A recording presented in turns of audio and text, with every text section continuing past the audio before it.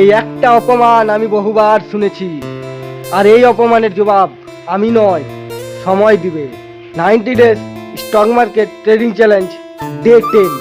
Stock market ও তো জুয়া, ওসব করে সময় নষ্ট করিস না, নিজের জীবনটা নষ্ট করিস না।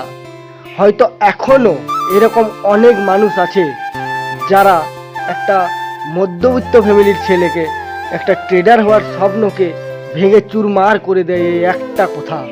আমিও একজন মিডল ক্লাস ফ্যামিলির ছেলে, আর আমার কাছে ট্রেডিং মানে শুধু টাকা নয়, এটা আমার কাছে একটা দায়িত্ব, এটাই আমার স্বপ্ন।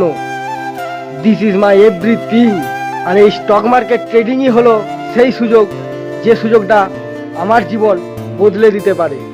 তাই আমি আমার মুখের কথা দিয়ে নয়, এটা আমি আমার পরিশ্রম, ধৈর্য, এই সমস্ত কিছু দিয়ে ধারাবাহিকভাবে এটাকে আমি সফলতার জায়গায় নিয়ে যাব। হয়তো আজ নয়, হয়তো কাল নয়, কিন্তু একদিন এই সমস্ত অপমানের জবাব আমি একদিন অবশ্যই দেব।